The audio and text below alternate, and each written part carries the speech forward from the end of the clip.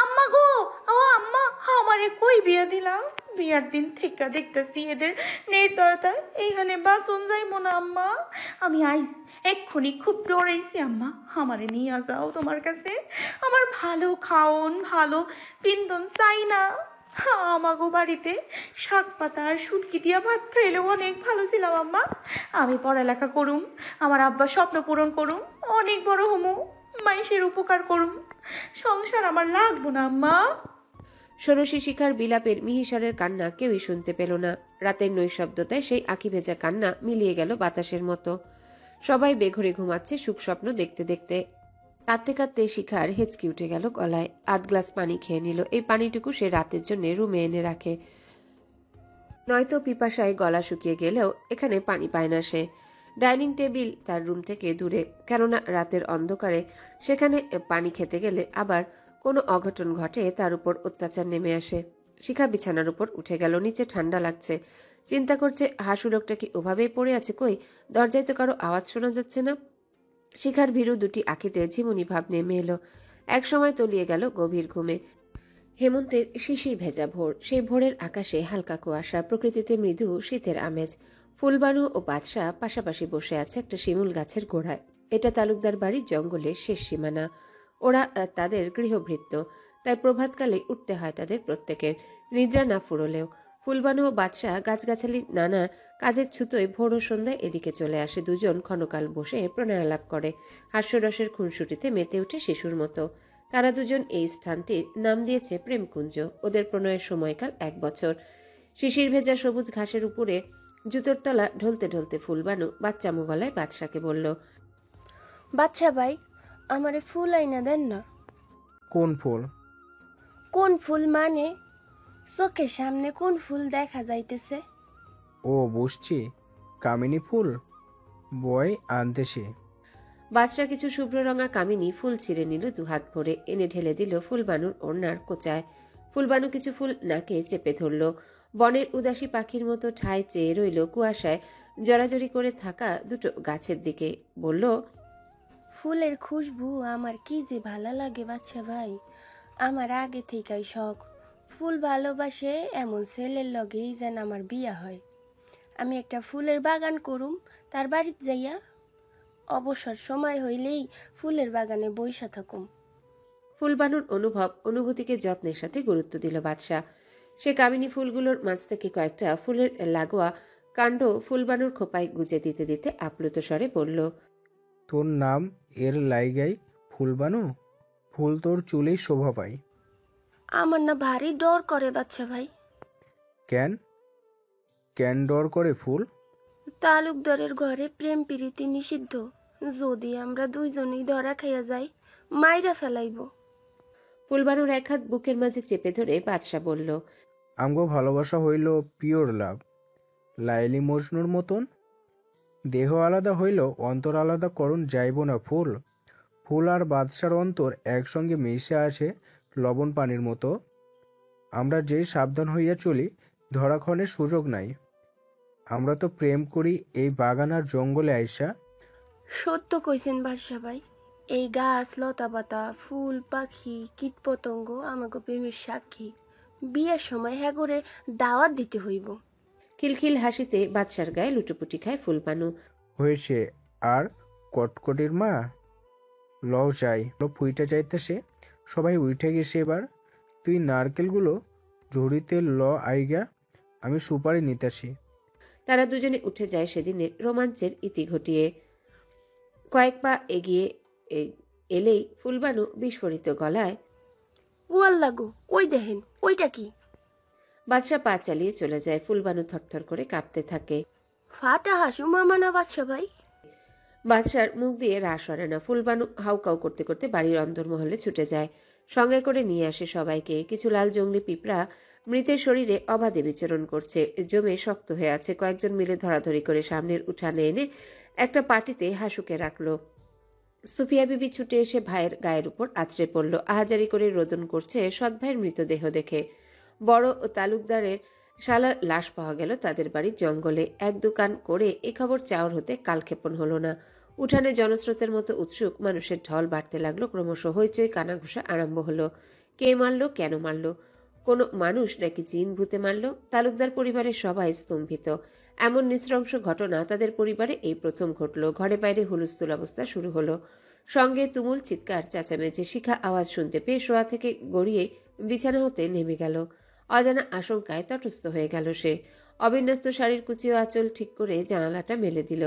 তাকে থাকতে দেওয়া রুমটিতে মাত্র একটি জানালা রয়েছে। রুমটি ছোট হলেও জানালাটি আয়তনীয়, প্রস্থে দালানের বাকি সব জানালার মতোই। সে বাইরে এক ঝলক তাকালো, দেখল ঘরের পিছনের এই পাশটা অন্য সময়ের মতোই ফাঁকা। তার মানে কোলাহল সামনের দিক হতে আসছে। শিখা তার রুমের কাঠের দরজার হাতলটি খুলতে যাবে, তখনই তার কাঁধ স্পর্শ করে কিছু একটা মেঝেতে পড়ল। সে সামান্য ব্যথা পেল, তবে সহনীয়। চোখের কোণে সীমাহীন বিরক্তি ভাব ফুটে উঠল। শিখা দরজা থেকে হাত সরিয়ে নিল, ঝুঁকে সেটা তুলল। সাদা পলিব্যাগ দিয়ে পেঁচানো ছোট্ট একটা ভাঙা ইটের টুকরো। পলিব্যাগ ছিঁড়ে নিল। ভেতর থেকে আবিষ্কার হলো সাদা কাগজের একটা চিরকুট। তাতে লেখা রয়েছে, শিখা, তোমার জানালার খোলার অপেক্ষায় ছিলাম। দূর হতে ছুঁড়ে মারার জন্য ইটের টুকরা ব্যবহার করতে হলো। কাল রাতের ঘটনা আবেগে পড়ে দ্বিতীয় কাউকে বলতে যেও না। জেনে রাখো, তাতে তুমি বিপদে পড়ে যাবে, বাঁচার পথ খুঁজে পাবে না। অন্যদের মতো তুমিও হঠাৎ শোনার মতো করে দুঃখ প্রকাশ করবে। ইতি, তোমার চেনা শুভাকাঙ্ক্ষী। শিখা গুরুত্ব সহকারে বাড়তিনিক পড়ল চিরকুটটি। সাবধান বাণীগুলো তার খুব পছন্দ হলো। বারবার পড়ায় মুখস্থ হয়ে গেল। বালিশের নিচে রেখে দিল সযত্নে। জানালায় গিয়ে যত দূর যায় দৃষ্টি মেলে দিল। কোথাও কেউ নেই, নেই কোনো মানুষের অস্তিত্ব। শিখা স্বাভাবিক ভঙ্গিতে দরজা খুলে বের হলো। সামনের দরজায় গিয়ে পা রাখলো মাথা ঠেকে। তার কাউকে কিছু জিজ্ঞাসা করতে হয়নি, করতে চায়ও না সে। এই পরিবারের কেউ আজ পর্যন্ত প্রয়োজন ছাড়া তার সঙ্গে যেচে আন্তরিক হয়ে কথা বলেনি, হয়তো কোনোদিন বলবেও না। গরিব ঘরের মেয়ের সঙ্গে কথা বলে তাদের জাত খোয়াবে নাকি? তার সঙ্গে শুধু কাজ করা লোকগুলোই এগিয়ে কথা বলে, কারণ তারাও তাদের একই শ্রেণী। জ্যোৎস্না তাকে দেখে কণ্ঠকে খাদে নামিয়ে বলল, ভাবি উঠছেননি? এইদিকে তো তুলকালাম কাণ্ড। ফাটা হাসুর লাশ পাওয়া গেছে গালির বাড়ির পিছনে। ভাবি, আমার মনে হয় সে কোনো আকাম করতেছিল ওইখানে গাছে, আর ভূতে গার মটকায় দিছে। কি আকাম হইতে পারে? অস্ফুট স্বরে জানতে চাইল শিখা। ভাবি হাতে নেশার বোতল খায়, ডাইল খায়। এই ফুলবানু আমারে কইছে। কার এত ঠেকা পড়ছে? হাতের মতন মানুষে ময়রে জেলের ভাত খাওয়ানোর। আপনি নতুন বউ, উঠানের দিকে যাইয়েন না, ঘরের ভিতরেই থাকেন। শিখা নির্বিকার। একাধিক প্রশ্নবাণে তার হৃদয়টা ছিন্ন ভিন্ন হয়ে যাচ্ছে। হাই খোদা, দয়া করুন। সামান্য একটা ডালের আঘাতে একজন পুরুষ মরে গেল, কিন্তু অত দূরে নির্জন জঙ্গলে তার মৃতদেহ কিভাবে গেল? আর চিরকুট দেওয়া সেই আড়ালের ব্যক্তিটি বাকে। সে কিভাবে রাতের বিষয়ে জানলো? কি হচ্ছে এই বাড়িতে এসব? এ তো দেখি সবই রহস্য আর ধূম্র জালের খেলা। শান্তি কোথায় এই বাড়িতে? ঘরের ভিতর কেউ নেই তেমন, সবাই ঘরের দাওয়ায় উঠানে। শিখাত্রস্ত পায়ে নিজের রুমে গেল, দরজা বন্ধ করে দিল। বালিশের নিচ হতে চিরকুটটি বের করে আবার বার দুয়েক পড়ল। খানিক সময় কিছু একটা চিন্তা করে ছিঁড়ে কুচি কুচি করে ফেললো, মুঠিতে ধরে রাখলো ভালো করে। জানালায় গা ঘেঁষে দাঁড়িয়ে বাইরে এদিক সেদিক দৃষ্টি ঘোরালো, যদি সে চেনা আগন্তুকের দেখা মেলে। না, কোনো মানুষের চিহ্নটুকু নেই। শিখার ক্ষীণ আশাটুকুও শূন্যতায় পৌঁছে গেল। দরজা খুলে সাবধানী হয়ে নলকূপে চলে গেল। পাইপের মুখে সেগুলো রেখে ভরা বালতির সব পানি গড়গড় করে ঢেলে দিল। চলে গেল চিরকুটে সব ছেঁড়া টুকরোগুলো। শিখা মুখ দিয়ে শ্বাস ফেলার ভঙ্গি করল।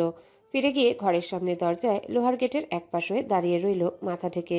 নিজের রুমে ঘাপটি মেরে বসে থাকাটা বেমানান দেখায় এই সময়। যেমনই হোক, এটা একটা উটকো বিপদ হয়ে গেল তালুকদার পরিবারের জন্যে। শিখা সবার কথাই শুনতে পাচ্ছে।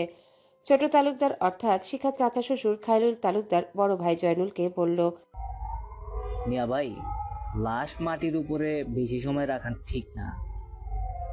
তার বাড়িতে নেয়ার বন্দোবস্ত করতে হইব। হ্যাঁ, তাদের বাড়িতে খবর নিয়ে বাসা গেছে, আর অ্যাম্বুলেন্স আনতে লোক পাঠাইছে রাশেদ। একটু পর অ্যাম্বুলেন্স চলে এলো। সবাই চাদরে ঢাকা ফাটা হাসুকে অ্যাম্বুলেন্সে তুলতে গেল। তখনই একপাশে মাটির উপর বসে থেকে সুফিয়া বিবি গলা ঝাঁকিয়ে বাষ্পরুদ্ধ কণ্ঠে বলে উঠলেন, খবরদার কইছি, কেউ এখন আমার ভাইরে গাড়িতে তোলার চেষ্টা করবা না, কল্লা ফালাই দিমু। 1 বছর বাদে আমার ভাই বোনের বাড়িতে আইলো জীবন দেওয়ানের লাইগা, আমি থানায় লোক পাঠাইছি, পুলিশ নিয়ে আসতেছে। পুলিশ তদন্ত কইরা কৌক আগে কেমনে মরলো আমার ভাই। সবাই থেমে গেল। জয়নুলও তাদের ইশারা দিয়ে থামতে বলল। শিখার আত্মারাম খাঁচা ছেড়ে পালাবার পথ খুঁজছে, না জানি কি হবে এবার। একটু পর সীমান্ত 3 জন পুলিশ নিয়ে এলো। শিখা সীমান্তকে দেখে তবদা খেলো। এ খবর পেল কেমনে? মনে হয় লোক পাঠাইছে হ্যাগো বাড়ি। তাইলে এদের বাড়ি মনে হয় বেশি দূরে হইব না। বাদশাহ এসে পড়ল, তার সঙ্গে সুফিয়া বিবির বাবার বাড়ির 2-4 জন পুরুষও দেখা গেল। উঠান ভর্তি শত শত মানুষের জটলা। একজন পুলিশ কর্মকর্তা হাসুর গায়ের উপর থেকে চাদরটা সরিয়ে নিল। তারা 3 জন সূক্ষ্ম চোখে হাসুর আপাতমস্তক পর্যবেক্ষণ করে দেখল। সুফিয়া বিবি তীর্থের কাকের মতো তাদের মুখ থেকে কিছু শোনার অপেক্ষায়। তারপর পুলিশ কনস্টেবল 2 জন বলল, যেখানে লাশ পাওয়া গিয়েছে সেখানে নিয়ে চলুন আমাদের। বাদশাহ বরকত নিয়ে গেল তাদের। সীমান্তও গেল। সীমান্ত হলো সুফিয়া বিবির অনুগত ভাগিনা, তাই বড় মামির আদেশ তার কাছে শিরোধার্য। যেমন করে খবর পেয়ে সে ছুটে এলো হাওয়ার বেগে নানার বাড়ি। তার পুলিশের সঙ্গে সঙ্গেও থাকতে হবে। কেউ কিছু বলে কিনা পুলিশকে তা শোনার জন্যে। কাজের লোকদের বিশ্বাস নেই, এরা দুমুখ সাপের মতো, সব দিকে তাল মিলায়া বাতাস দেয়। পুলিশের পিছনে পিছনে আরো কিছু ওই বাড়ির নারী পুরুষ ছেলেমেয়েরা গেল। সেই স্থানটি পুলিশ সারাশি অভিযানের মতো দেখলো। ফিরে এসে হাসুকে থাকতে দেওয়া দোতলার রুমে গেল পুলিশেরা। ঘরের বাকি রুমও আশেপাশে ভালো করে দেখলো। অবশেষে তারা উঠানে এসে দাঁড়ালো। রাশভারী কণ্ঠে পুলিশ কর্মকর্তা বলল, কেউ ওনাকে খুন করেনি। অতিরিক্ত মদ্যপানে তার বমি হলো এবং জ্ঞান হারিয়ে মারা গেল। জঙ্গলের সেখানে বমির নমুনা পাওয়া গিয়েছে। বমি হয়ে বের হওয়া ভাতগুলো কাক বা পাখিরা খেয়ে ফেলেছে, কিন্তু ছুপ ছুপ দাগের দেখা মিলেছে। সুফিয়া বিবি ক্ষোভ ও অনুযোগের সুরে বলল, পুলিশ সাহেব, নেশা করলে রাইতের কালে অত দূরে যাইব কেন? বাড়িতে কি জায়গার অভাব আছে নাকি তারি খাওয়ানের? আমার ভাইরে কেউ সেখানে নিয়ে মাইরা ফেলাইছে, ভালো করে তদন্ত করেন। আমরা তার শরীরে কোথাও কোনো জখম পাইনি। মদের দুর্গন্ধ পেয়েছি তার শরীর থেকে। তবুও সন্দেহভাজন কারো নাম বলতে পারবেন না। আমরা তাকে থানায় নিয়ে জিজ্ঞাসাবাদ করব। সুফিয়া বিবি সবার দিকে নজর বুলিয়ে নিলেন একবার। বেদনার্ত স্বরে বললেন, আপনারা চইলা যান, খোদার কাছে আমি নালিশ দিয়া রাখলাম। পুলিশ চলে গেল। হাসুকে অ্যাম্বুলেন্সে তোলা হলো। সুফিয়া বিবি বোরকা পরে বের হয়ে গেল। একে একে ঘরের সবাই লাশের সঙ্গে রিক্সা বেবি ট্যাক্সি নিয়ে চলে গেল। সীমান্তও চলে গেল মামির বাবার বাড়ি।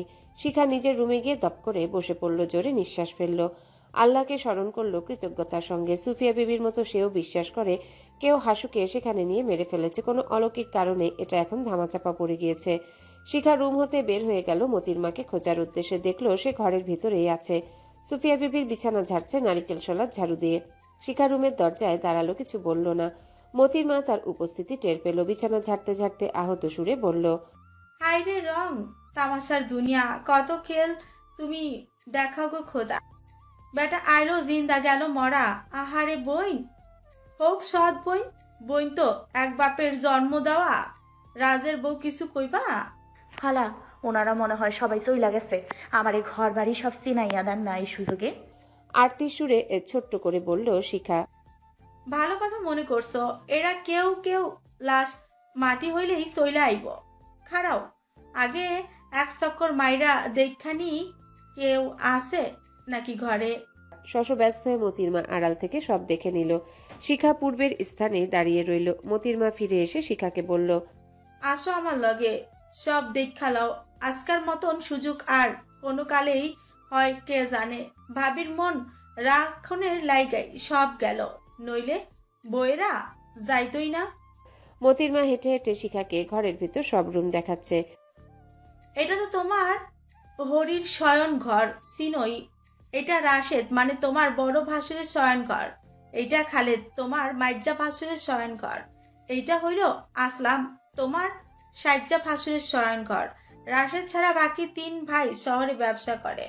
এদিকে আসো, এটা হইল তোমার ননদ আদুরির শয়ন ঘর। এইটা হইল তোমার শ্বশুরের শয়ন ঘর।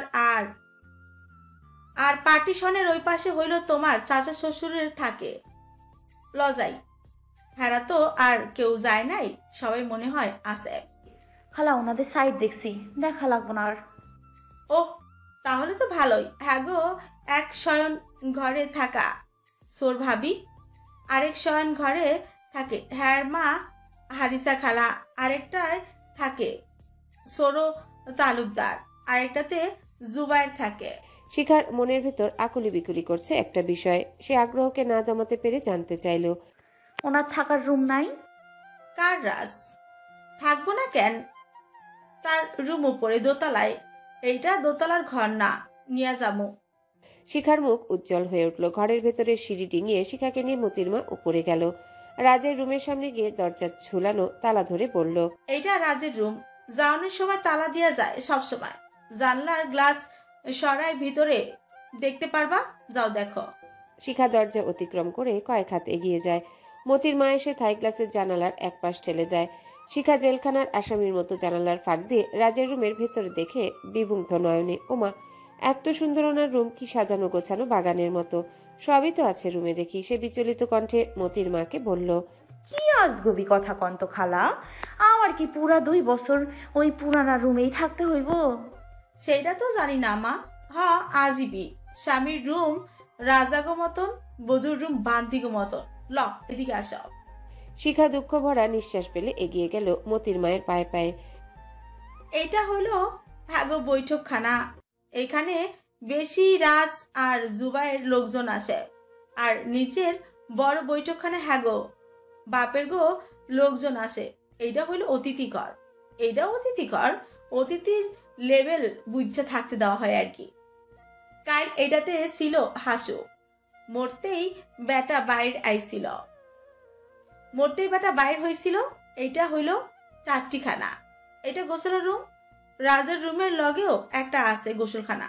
বারান্দা আসো, বাইরে দেখাই।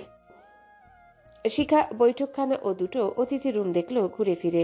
ওয়াশরুম ও শাওয়ার রুম দেখলো ঢুকে। সামনের বারান্দায় এসে দাঁড়ালো। উপর থেকে চারিপাশ দেখতে বেশ লাগছে তার, ছবির মতো সব। মতির মা বলল, ওই যে একটা হাফ টিনের ঘর দেখতেছো, এটা হলো ধানের গোলা। কানি কানি ধানি জমি আছে তালুকদার গ। 2 বছরে 200 মন তোলে গোলায় ধান। তখন শহরের থেকে 10-15 জন কামলা আসে, তারা কাছারি করে থাহে। ওই যে বাড়ির সামনে একটা ফুল টিনের ঘর, পেছনের অংশ দেখা যায়, ওইটা হলো কাছারি ঘর। এখানে সালিশ বিচার হয় মানুষের জায়গা জমি নিয়া। এদের নগদ টাকার চাইতে সম্পদ বেশি। এর লাইগাই তো হেরা তালুকদার। নিচে যাইবা না আরো খাড়াইবা এখানে? না, চলেন নিচে যাই। খালা এদের মামু যে মরলে ঢাকা খবর দেয় নাই। এইটা আমি জানি না। দুজনা নিচে নেমে যায়। সামনের উঠান ঘুরে পিছনের উঠানে যায়। সেখানে আমেনা চাচি ও তার মা হারিসা খাতুনও ছিল। মতির মা শিখাকে বলল, ঘরের কামে আমাদের তো চিনই। আমি ফুলবানু, বরকত, বাদশা, দরকার পড়লে আরো 2টা যায় হ্যাগো কাজের লোক। তবে সবচাইতে আমি হইলাম পুরনো আর বিশ্বস্ত। নাগোসর ভাবি, বলল আমেনা বেগম। মতির মা রান্নাঘরে প্রবেশ করলো। গলা হাঁকিয়ে ফুলবানুরে ডেকে বলল, ও ফুল, রাজের বউটারে 2টা পুকুর দেখাইয়া আন, পার ঘুরাইয়া বাগিচাও দেখাই দিস। মতির মা রান্নার কাজে ব্যস্ত হয়ে পড়ল। ফুলবানু হাতের কাজ শেষ করে শিখাকে ডাকলো।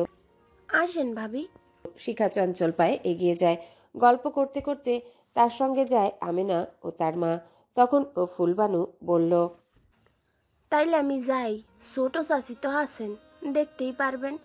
বহুত কাম আমার। 3 বিবি চলে যাওয়ার পর চাপ বাইরে গেল আমাগো উপরে। তুই যা, রাধন শেষ কর, মতির মায়ের লগে হাত লাগাই আগা। বলল আমেনা। নানুকে ধরাইতে হইব? নানু? শিখা আন্তরিক গলায় জিজ্ঞাসা করলো হারিসা খাতুনকে। না বোন, তোমার চাইতে আমার জোর বালাই। শিখা আলতো হাসলো। অপলক নয়নে দৃষ্টিতে ঘুরিয়ে ফিরিয়ে দেখতে লাগলো সব। তার কাছে সব স্বপ্নের মতো মনে হচ্ছে। এত বড় বাড়ি, এত জায়গা জমির মালিকেরা, গাছ ভরা ফুল, পুকুর ভরা মাছ, গোলা ভরা ধান। কিভাবে তার বিয়ে হলো এই বাড়িতে? কোনো জাদু বলে হলো নাকি? শিখা আনমনা হয়ে ওঠে। অনেক সময় পরে তারা 3 জন নানান কথা বলতে বলতে বাড়ির অন্দরে প্রবেশ করলো। শিখা রান্নাঘরে গিয়ে মতির মাকে বলল, খালা, পুকুরের ঘাটে গিয়ে গোসল করলে অসুবিধা আছে কোনো? না, কিসের অসুবিধা? তবে ঝুপচাপ কইরা চইলা আইসো, হ্যারা কেউ আইসা পড়ব। পশ্চিমের পুষ্কুরিতে যাও। শিখা ঘাড় হেলিয়ে রুমে যায়। কাপড় চোপড় নিয়ে শান বাঁধানো পুকুর ঘাটে গেল, গোসল করে নিজের রুমে চলে এলো। শরীরটা একটু খারাপ লাগছে তার। দুদিন ধরেই তেমন কিছু খেতে ইচ্ছা করছে না, ভেঙে ভেঙে আসছে কেন জানি। গত রাত্রের ঘটনা মনে পড়তেই মানসিকভাবে বিধ্বস্ত হয়ে উঠল শিখা। শরীরে নেমে এলো অবসাদ, চোখে নেমে এলো ক্লান্তি ভাব। ওমা, গুন্ডার মতন আপনি এইখানে খাড়াইয়া আছেন কেন? পরন্ত দুপুরে ঘুম ভেঙে গেলে শিখা আতকে উঠল। দেখলো সীমান্ত দরজায় দাঁড়িয়ে তার দিকে অবিকল চেয়ে আছে, চাহনি ক্ষুরধার ও ক্রোধান্বিত। সীমান্ত বিড়বিড়িয়ে বলল, আমি তোমাকে একটু ছুঁয়ে দিতে চাই শিখা। আপোষে দিবে নাকি জোর খাটাবো? তবে এটার জন্য তোমার রাজবাড়ি দায়ী, আমি নই। উনি দায়ী কেমনে বুঝলাম না। ঢুলুঢুলু চোখে ভয়ার্ত কণ্ঠে জিজ্ঞাসা করল শিখা।